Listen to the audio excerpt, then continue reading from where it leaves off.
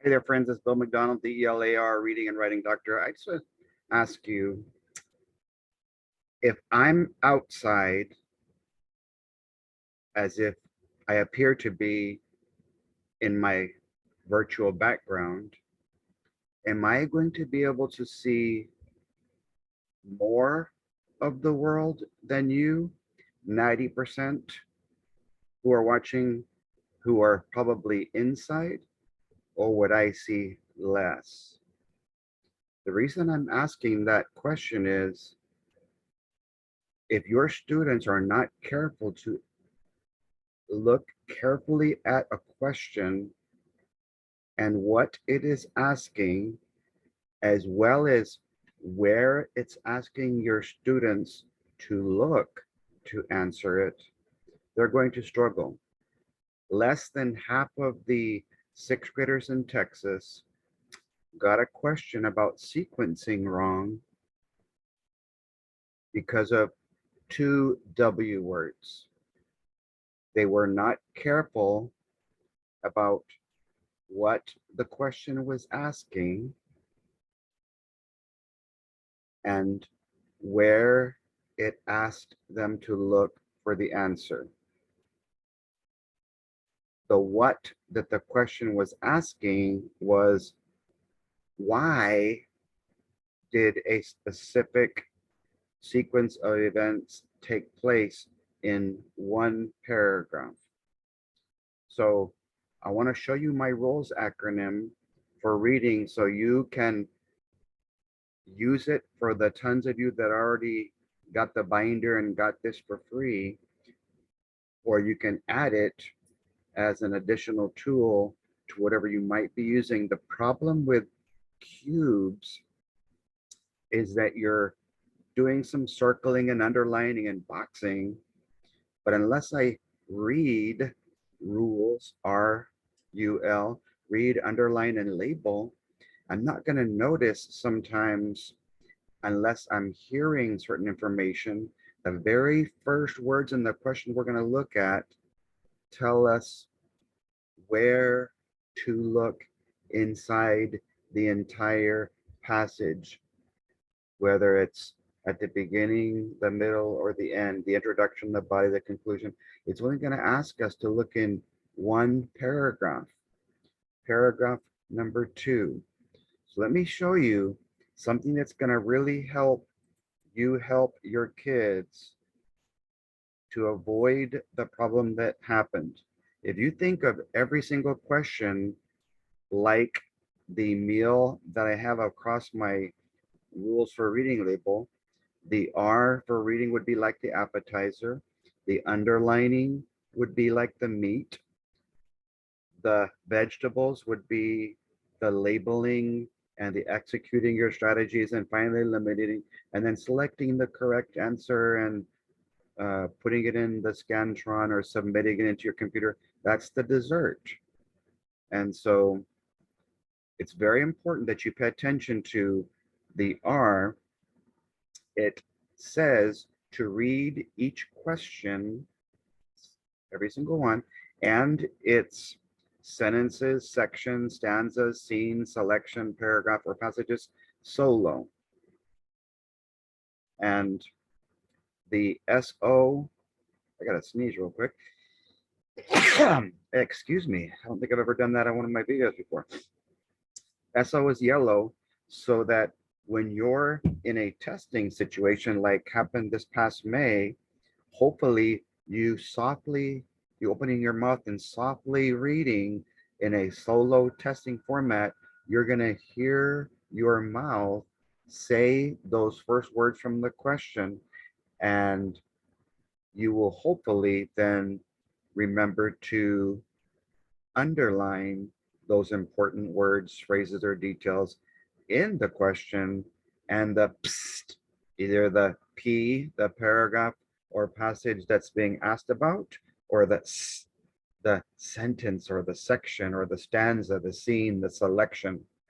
And once you do that, you will be able to label correctly the big idea, what you might call hashtagging, caveman talk, keywords, the keywords. So let's take a look at question number 15 from the 2021 test. And it's real important that you have some sort of sequence ladder. I call it, because a ladder has steps, I call my sequence ladder the step-by-step sequence ladder. And so the very first question, as I'm reading it softly, says, based on paragraph 2. That means anything in the answer choice that has nothing to do with paragraph 2, we're going to automatically eliminate it, because anything from paragraph 1 is before and anything that we might find in paragraph 3 or later is after. So that's where they want you to look. In the selection, this was a paired passage, a massive mission, capital A, capital massive, capital mission. What is the most likely reason? In other words, why? Capital endeavor flew to different places in capital California before landing at the Los Capital Angeles Capital International Capital Airport. Why am I doing that? Because starting this year, all of you from 3rd through 8th grade have to give a field test, which will most likely have 6 editing or 6 revising questions for your kids. So if you want to be able to touch on editing while you're doing reading, that would be a great tool. You force your kids to pay attention, because in this question, there's so many specific places named, cities and states and buildings. It'll be a great opportunity to practice capital, underline, proper nouns, and titles, the names of those places. So that means that when I do my sequence ladder, I only need to look at the sentences that occur before the Endeavor ship lands at the airport and after it gets to California.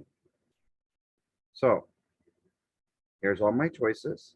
And if you that have the rules acronym would go ahead and execute versus X the ugly the strategies, it might look something like this. If you just flip the sequence ladder over, here's paragraph 2, and the only information that it was asking about is number 2, number 3, 4, and 5. These are the, once it got to California, why was it flying around the state? Okay, now even though there's 4 steps on the ladder highlighted, there's only actually 3 sentences, not in the entire passage, but only 3 sentences in that paragraph that are actually specific information tied to what the question was asking about paragraph 2. Why is it flying around California? Well, the first one, big clue, one word, vocabulary, celebratory. Celebratory comes from the root word celebrate. So if it's a celebration flight around the home state, the reason we might be taking this flight is to celebrate. And so that should be considered. You should be able to, if we have here 2, 3, 4, and 5, I'm going to be able to infer, I'm going to be able to read between the lines almost right away. Whatever answer I pick, they're telling me a little bit about why they're doing this. Like they're celebrating something as they fly around the state. So in step 2, they circled over the capital city, capital Sacramento. That's a city. When you name the city, it goes from common to proper noun. I didn't need to take an hour to teach capitalization. I just took a few seconds, but it flew over the capital. That means they're outside. They didn't land in the capital to do anything. It's important because of one of the answer choices. Step 3, they flew over Capital Nassau, the National Aeronautics Space Administration, I believe, the research center.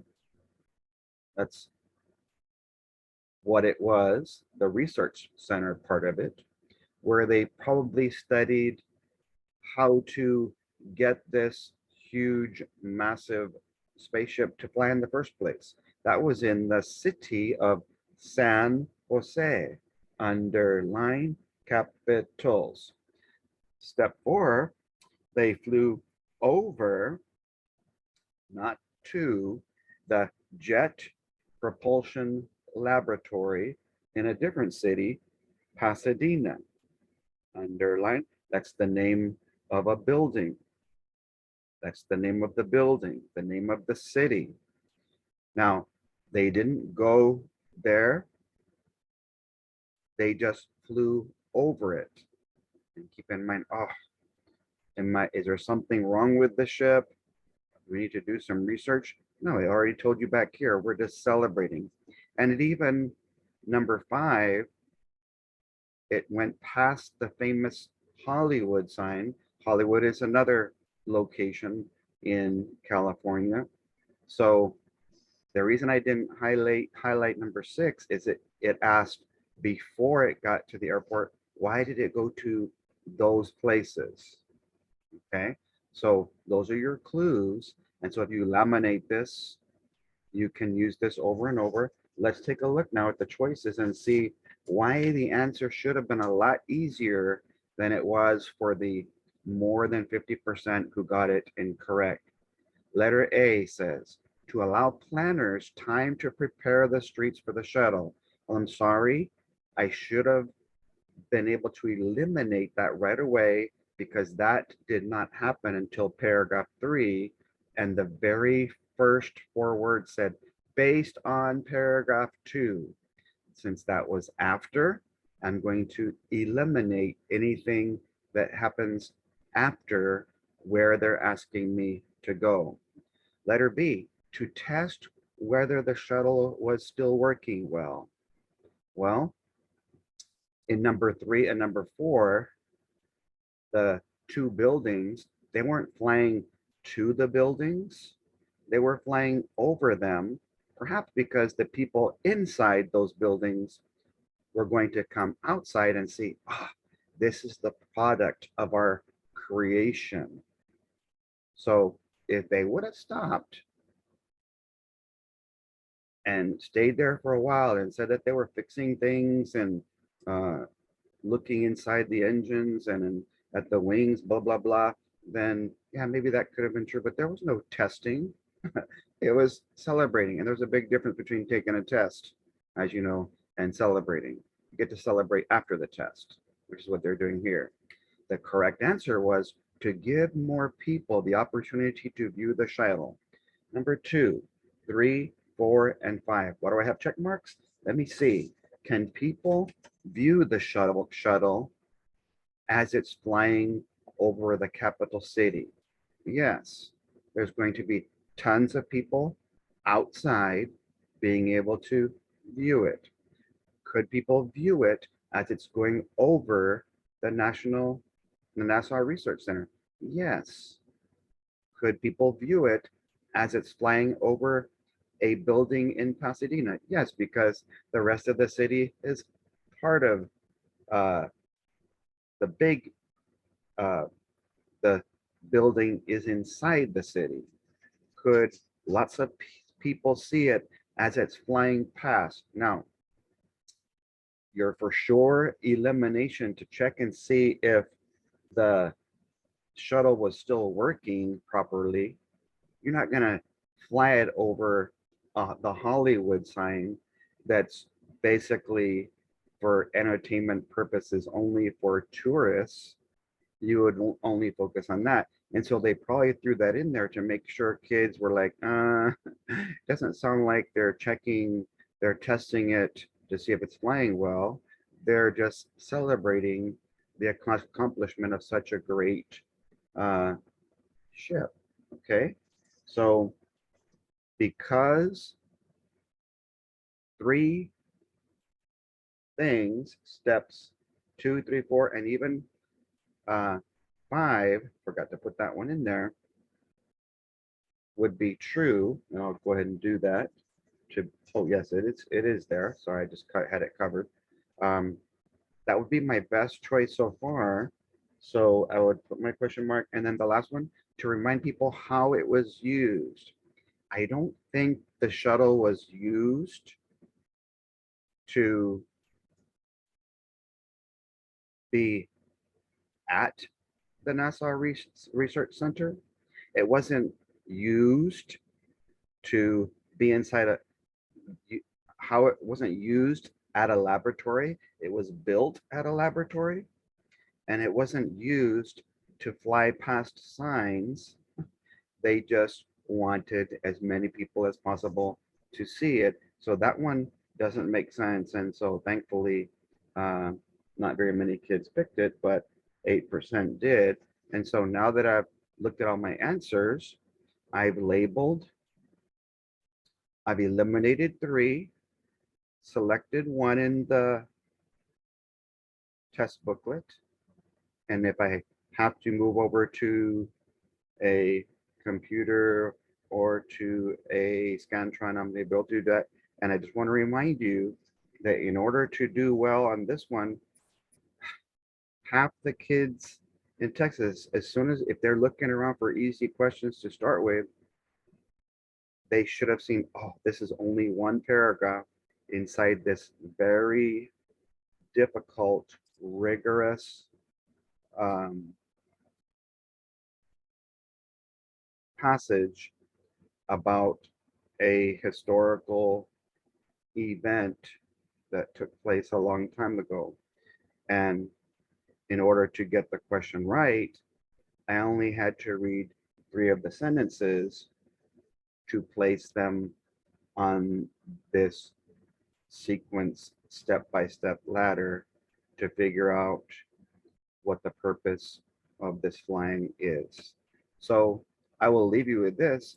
Sometimes we have to relate to things. So my question is, they were celebrating the accomplishment of an amazing spaceship before they put it in for retirement. What are some things that you celebrate in your home? Don't you think outside the box, because celebratory is root word. The root word is to celebrate. And so when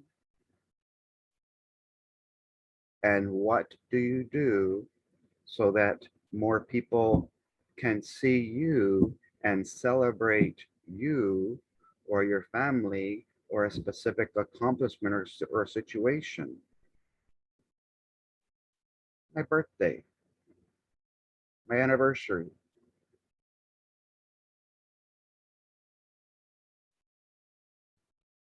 my son's accomplishments in his orchestra and his mariachi, my other son's promotion in his job. We're going to celebrate that. My daughter's twin daughter, Kanea, coming back to Texas. We were happy for her that she was over there in Washington, D.C., doing acting and what she really loved. But we were celebrating as a family, especially her siblings, because she got to be with the people that she loved the most. And so maybe for you, it's not where you're at or what you're doing, it's who you're with. And so you kind of have to kind of dig deeper to infer, to read between the lines, what do we celebrate and why? And I'll close with this little quote. There's a saying, home is where you hang your hat. And I disagree. Home is where you hang your heart. Either the place that you're at that brings you the most fulfillment or the people that you're with when you're there. God bless you guys. Have a great day. I hope that this video helped you a little bit. Help your students to zoom in to the specific details of the question. This one was the where and the why. And they only had to really read 3 sentences. So keep that in mind. You take care and be sure to share this video with some of your reading teacher friends who are working on sequencing, especially when the passages are a little bit more rigorous, or in the case of this one, from my personal point of view, not as exciting, not as engaging. I'm going to have to really concentrate a little more and zoom in and at least focus on what that question was asking, even though the passage itself seemed kind of boring because I couldn't relate to some historical event that took place before I was even born. If I'm talking from the perspective of a middle school student, a 6th grader. So just a little thought there.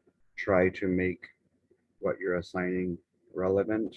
And that's why I've jumped out of the passage to talk about things that we celebrate. And hopefully your kid would have seen that word and seen, oh, paragraph 2, and we're celebrating. I've got to pick something based on that. So take care and God bless.